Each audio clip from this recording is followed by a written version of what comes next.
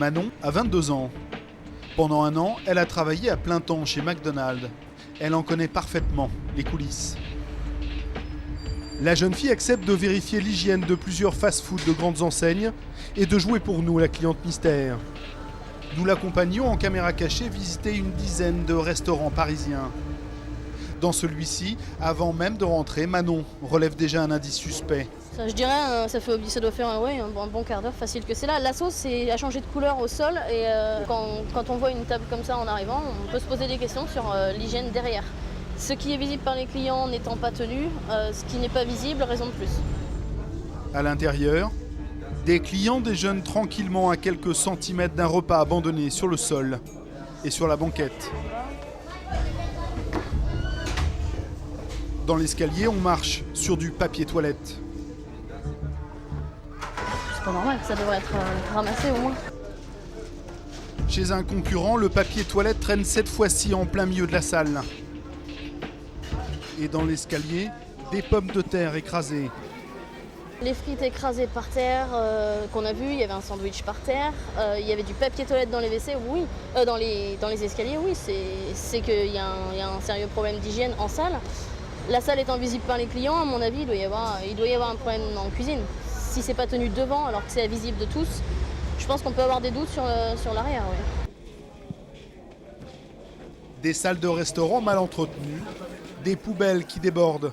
Nous avons constaté ce type de problème dans la moitié des fast-foods visités avec Manon. Pourtant, les grandes chaînes de fast-food communiquent sur la qualité et l'hygiène dans leurs restaurants. Sur leur site internet, ils en font même tout un argument publicitaire. À en croire leur slogan, la sécurité alimentaire serait l'une des priorités de ces enseignes. Des vidéos montrent même des salariés effectuant des contrôles, des images rassurantes pour le consommateur. Mais que se passe-t-il vraiment dans ces cuisines ? La santé des clients est-elle menacée ? Les méthodes de management des grandes chaînes sont-elles en cause ? Les 2 filets sur chute, s'il vous plaît. Pendant des semaines, nous avons infiltré les cuisines de plusieurs restaurants. Enquête dans les coulisses des fast-foods.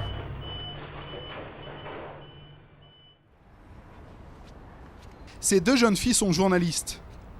Nous les appellerons Sabrina et Lucie. Munies de leur CV, elles vont tenter de se faire embaucher. Sabrina chez KFC, Lucie chez McDo. C'est pour commander? Non, pas du tout, c'est pour déposer un CV. Ah, pardon, désolé, je Voilà. pensais que vous vouliez commander. Non, non, je vous en prie. Lucie est reçue immédiatement. Les recruteurs ne prennent pas le temps de lire son CV. Les disponibilités? Ouais, je les ai mis, c'est après-midi et soir. Bonjour, c'est juste pour déposer un CV en fait. Vous avez mis vos dispos dessus ? Oui. Peu importe l'expérience, ici seule la souplesse horaire semble déterminante. D'accord, donc disponible. Le soir. C'est vous responsable? Ouais. D'accord, il n'y a pas de problème pour les disponibilités? Oui, je les ai mises dans la lettre, donc c'est les après-midi et le soir, même le week-end. D'accord, ok. À bientôt. 1 heure après avoir déposé son CV, Lucie est déjà convoquée dans un restaurant. Après un court entretien, elle est invitée à passer un test. Bonjour. Je viens pour l'intégration. Ouais, merci. 3 autres candidats d'une vingtaine d'années sont déjà là. Je vais vous donner un questionnaire. Oui. Vous allez visualiser une vidéo et par rapport à la vidéo, vous allez répondre des questions.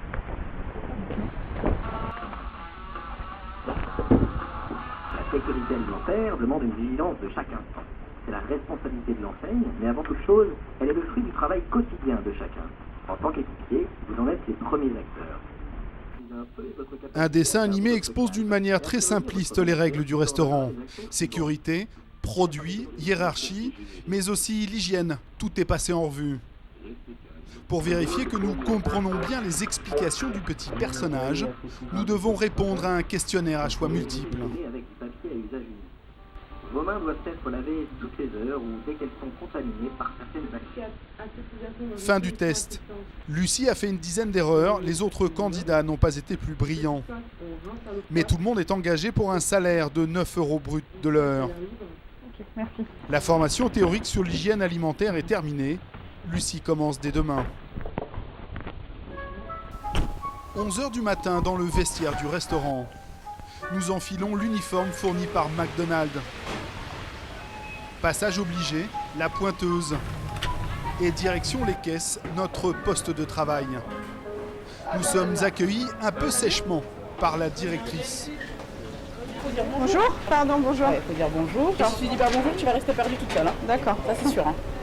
La directrice n'est pas plus aimable avec la salariée chargée de nous accompagner ce premier jour. Là, tu la suis. D'accord. La position de caisse, c'est pour la noisette. D'accord. Il est presque midi. Les clients pressés abondent. Il faut très vite prendre le rythme pour Lucie. Elle doit taper les commandes sur sa caisse, Voilà, bon appétit. remplir les verres et attraper les sandwichs sur le présentoir. Sans oublier les frites qu'il faut faire cuire et servir chaudes aux clients. Allez-y goûter, mais on les a fait il n'y a pas longtemps. Ça va ou pas? Normal, Maxi? Sur place ou emporté? Pendant 5 heures, le stress est permanent, la pression maximum. Lucie sert pas loin d'une centaine de clients à la chaîne. Pour chacun d'entre eux, elle doit prendre la commande en moins de 30 secondes, sous peine d'être repérée par la direction. T'as mis 30 secondes à prendre la commande. 31 secondes. D'accord. Il faut pas que je mette... C'est ça, tu mets trop longtemps. Ouais. Ça commence à clignoter et elle regarde après les tickets.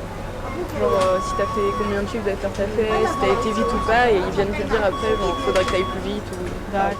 En 5 heures, Lucie n'a droit à aucune pause, même pas quelques secondes pour souffler. Pour boire un simple verre d'eau, il faut demander la permission. Après, je peux me servir un verre d'eau.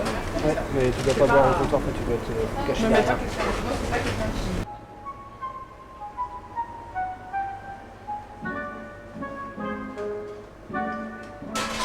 Il y a un peu moins de monde aux caisses, mais ici, il ne faut pas rester inactif. Le manager invite Lucie à faire un petit peu de ménage.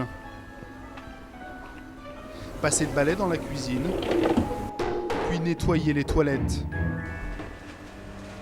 Elle doit aussi vider les poubelles. Sitôt fait, Lucie est chargée de faire des frites. À aucun moment, un responsable exige de Lucie qu'elle se lave les mains.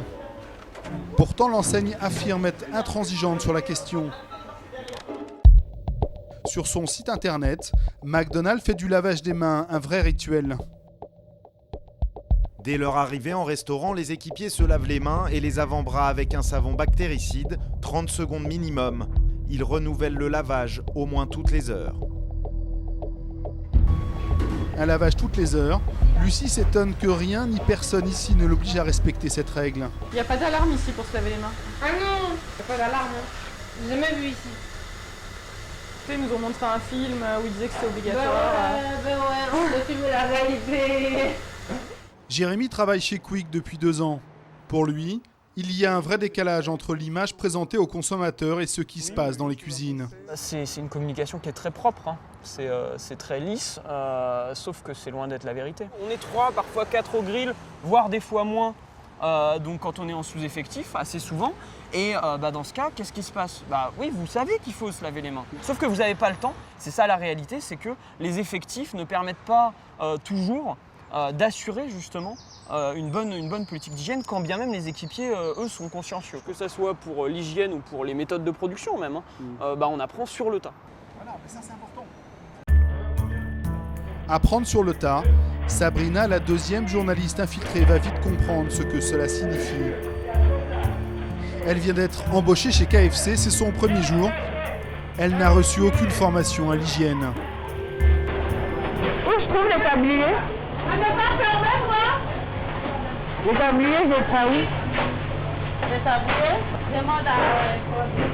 Personne ne se bouscule pour aider la nouvelle recrue. Excuse-moi, il faudrait avoir un tablier, ça. Derrière la porte. Sabrina n'a aucune notion en termes de sécurité alimentaire. C'est d'autant plus préoccupant qu'elle est chargée ici de fabriquer les sandwichs des clients. Elle doit d'abord toaster les pains, ensuite ajouter la sauce, les crudités et en dernier, le poulet croustillant, la spécialité de l'enseigne. Aucun manager n'est à ses côtés pour surveiller son travail. Pour ne pas faire d'erreur, de petites affichettes sont collées au mur. Elles expliquent comment fabriquer chaque plat du restaurant. Mais Sabrina est un peu perdue. Dans un sandwich, elle vient d'oublier l'ingrédient principal. Il n'y a pas de piment. Ah non. Ah, les rien? Cette fois-ci, Sabrina ne fait pas d'erreur dans sa commande, mais elle vient de faire tomber sa pince. C'est tombé, je vais le... Pour la nettoyer, le manager a une méthode très particulière. Mets dans l'huile, passer dans l'huile. Dans quoi? Dans l'huile. Dans l'huile, tu mets dans l'huile chaude. Sur ses conseils, et au mépris de toute règle d'hygiène, Sabrina trempe la pince souillée dans l'huile de friture. Et elle va continuer à s'en servir pour saisir les ingrédients. Midi, c'est le coup de feu. Dans 40 secondes, vous les sortez. 40 secondes. Pour anticiper la demande, il faut remplir le présentoir à ras-bord de dizaines de sandwichs. Bon, on va reprendre nos procédures classiques. On va balancer des zingers. Sans limite les blocs épicés, s'il vous plaît. Vous avez la réponse derrière vous pour les mettre au chaud. Dès que le rush arrive, boum. Notre journaliste doit maintenir le rythme. 150 sandwichs en 2 heures. S'il vous plaît. Ok, prêt. Un peu plus tard, nous remarquons que plusieurs de nos sandwichs traînent dans le présentoir depuis un long moment. Étonnamment, rien ne permet de savoir avec précision le moment où ces sandwichs ne sont plus assez frais pour être vendus. J'ai fait il y a au moins 30 minutes. Vraiment. Mais la manager a sa technique à elle. Pour savoir s'il doit passer ou non à la poubelle, elle tâte la marchandise. Le verdict est tombé. Ces sandwichs vont bien être vendus. Mais Sabrina doute de leur fraîcheur et en informe un autre manager. Ils sont plus bons là. Oui, il est comme ça. Il fait des petits boulots, donne de bien trucs avec les clients. Et normalement, ça, à partir des 15 minutes, c'est dépassé. Là, c'est même pas 15 minutes, là, c'est ouf. Quand il y a des contrôles sur le terrain, là, il y a tout.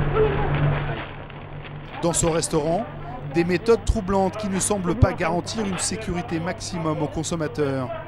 Pourtant, les grandes chaînes doivent respecter des normes très strictes en matière d'hygiène alimentaire.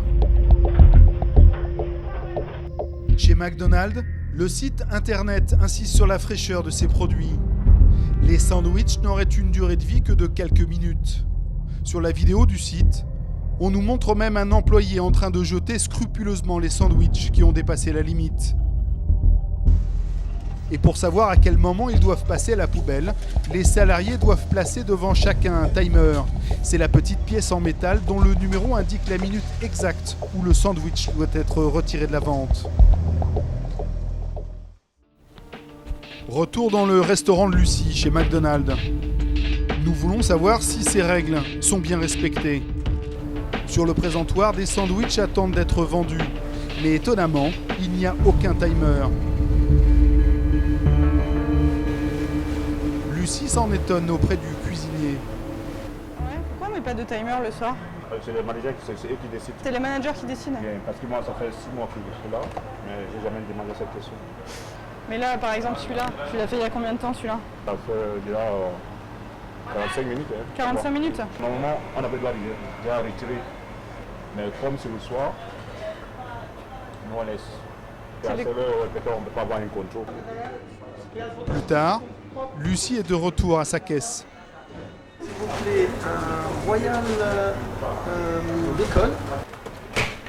Voilà.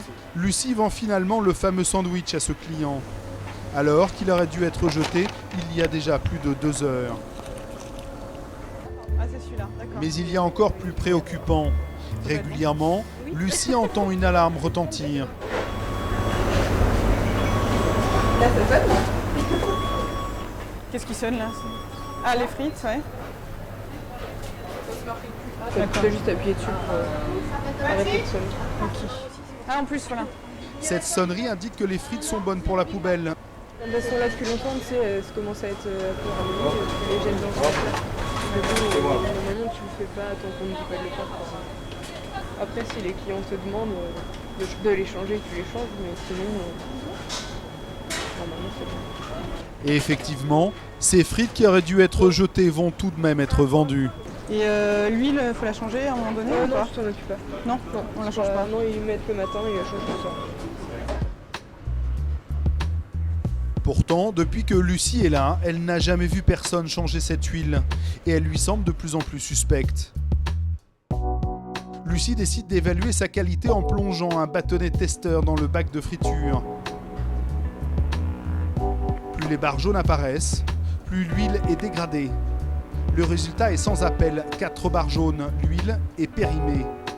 Elle devrait être remplacée d'urgence, mais rien ne sera fait dans l'immédiat. Et les produits vont continuer à être servis. La direction est-elle informée de toutes ces pratiques qui vont à l'encontre de la sécurité alimentaire? Nous prenons rendez-vous avec la directrice du restaurant. Le premier jour, vous nous avez montré une vidéo avec plein de normes sur la sécurité alimentaire, etc. Des trucs hyper complexes. Et au final, c'est pas vraiment appliqué, je me rends compte. L'histoire des timers, j'ai toujours pas très bien compris. T'as un chiffre, tout ce qui est en dessous, c'est pas bon.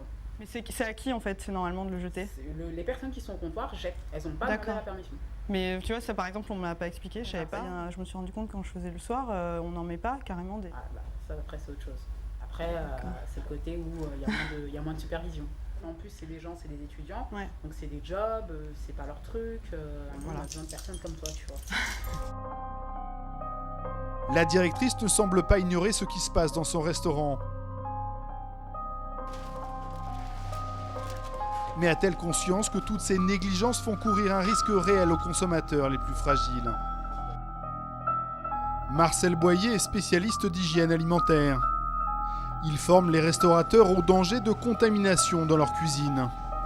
Un enchaînement de manquements à l'hygiène, contamination, non-respect des normes, méconnaissance des règles élémentaires d'hygiène peuvent effectivement entraîner un produit non conforme du point de vue microbiologique et donc la prise d'un risque d'intoxication pour le consommateur. Douleur au ventre, diarrhée, nausées, accompagné ou non de vomissements, en tout cas une indisposition de quelques heures à plusieurs jours, pouvant chez les personnes les plus fragiles nécessiter un traitement, voire une hospitalisation. Nous sommes dans le Pas-de-Calais. Sandrine et ses 2 enfants ne sont pas, eux, particulièrement fragiles. Pourtant, après avoir mangé dans un fast-food, ils ont vécu un calvaire.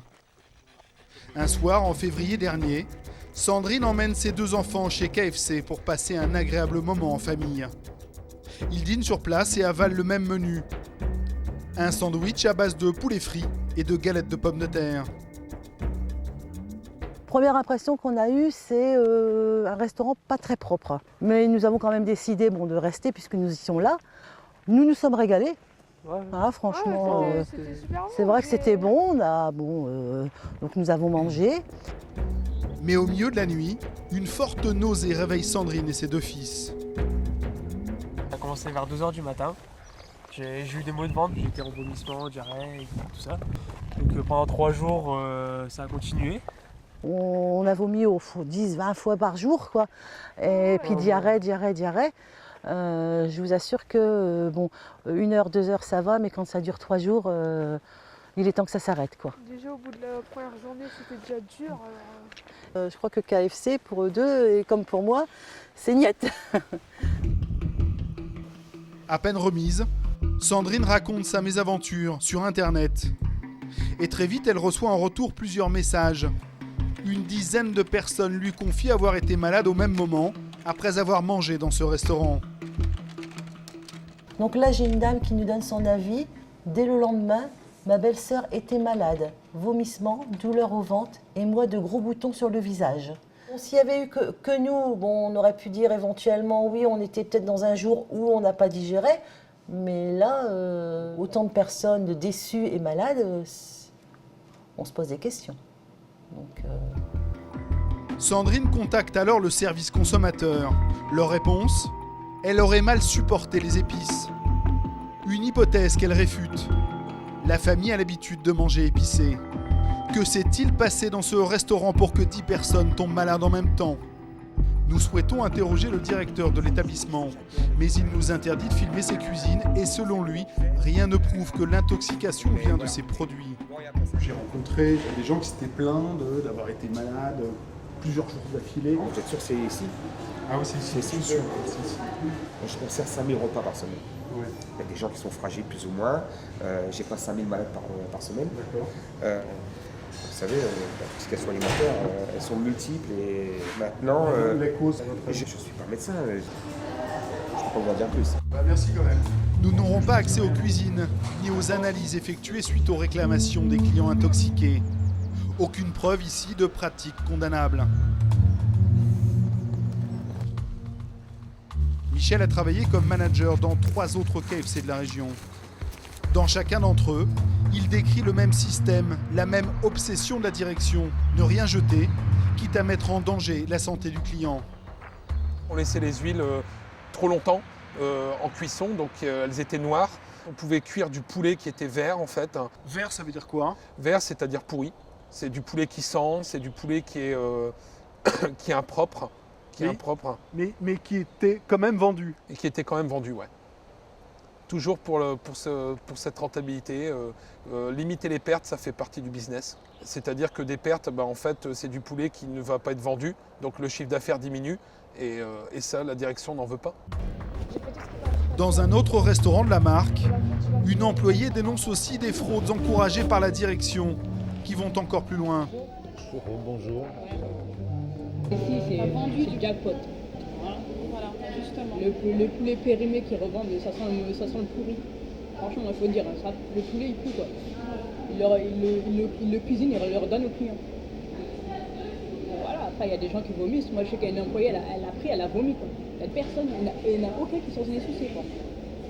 Ils s'en foutent. La salade qu'elle a depuis hier, le matin, ils vont la retimer. Comment ils font pour retimer? Pour retimer, ils enlèvent les étiquettes et retimer le produit. Ah ouais, c'est bon, ça finit aujourd'hui, ou t'inquiète pas, c'est bon, c'est encore bon, t'inquiète pas. T'as l'impression qu'il n'y a que l'argent qui compte, il n'y a que l'argent, le profit, il n'y a que ça qui compte. Nous avons découvert que ce type de pratique peut exister dans d'autres chaînes de fast-food. Karina a travaillé pendant 2 ans dans un restaurant McDonald's parisien. Selon elle, falsifier les étiquettes de produits périmés était monnaie courante dans son restaurant.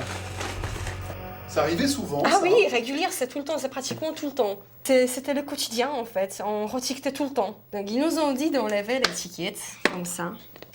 Et ensuite, avec une étiqueteuse, il fallait remettre une nouvelle étiquette.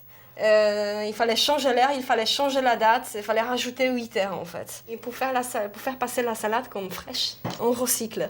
On recycle les produits au lieu de le jeter. Si on essayait de s'opposer ou de faire quelque chose contre tout ça, on était avertis, on nous traitait mal, on nous faisait des plannings de... Voilà, et là on ne pouvait rien faire. Mais Karina supporte de moins en moins ces petites combines et les pressions de sa hiérarchie au quotidien.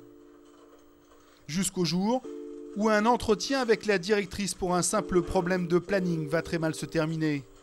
J'en pouvais plus, j'étais plus bien dans la tête dès que j'entrais. Et ce jour-là, en fait, elle m'a mis la pression en me parlant très très mal en privé, donc il n'y avait pas de témoin, il n'y avait personne. Je suis sortie de son bureau et puis quelques instants plus tard, j'ai commencé à ressentir les problèmes de respiration, les palpitations. Et puis ma directrice, elle se déplaçait vers moi pour m'embêter encore plus. Oui, continue comme ça, fais comme ça et puis tu verras et tout. Et puis après, je ne m'appelle plus parce que quand je me suis réveillée, il y avait plusieurs pompiers autour de moi.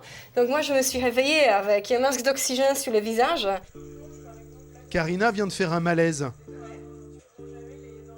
Selon le médecin des urgences, il serait lié aux pressions subies jour après jour par la jeune fille dans son restaurant.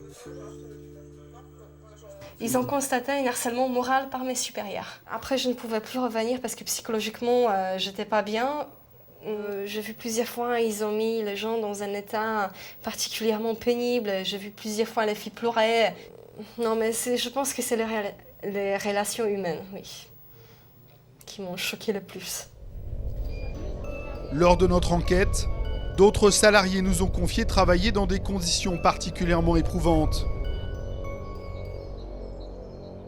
Pour Michel, c'est le prix à payer dans certains fast-foods qui privilégient une rentabilité maximum au détriment de l'humain. Au niveau du business et en particulier les franchisés, la pression économique est importante, c'est-à-dire J'entends par là qu'il y a un chiffre d'affaires à faire pour le réseau, mais encore plus pour les franchisés parce qu'ils ont des investissements personnels dans les restaurants. Ils investissent entre 150 000 et 200 000 euros dans une ouverture de resto, donc forcément la pression est importante pour eux. Ces pratiques en fait, de restauration m'ont profondément dégoûté du système. C'est-à-dire que moi j'avais ma propre éthique, je voulais faire les choses très très bien vis-à-vis du consommateur, vis-à-vis des autres employés. Et en fait je me suis aperçu que le système était orienté business. Et c'est uniquement le cash qui est important, c'est tout ce qu'on fait rentrer, tout le chiffre d'affaires et surtout le bénéfice. Notre enquête révèle des problèmes d'hygiène dans les 2 restaurants que nous avons infiltrés. Aucun chiffre ne permet cependant de savoir si ces pratiques sont fréquentes au sein des grandes chaînes. Nous avons souhaité donner la parole à McDonald's et KFC afin qu'ils puissent réagir à nos interrogations. Mais aucune des 2 enseignes n'a donné suite à nos demandes d'interview.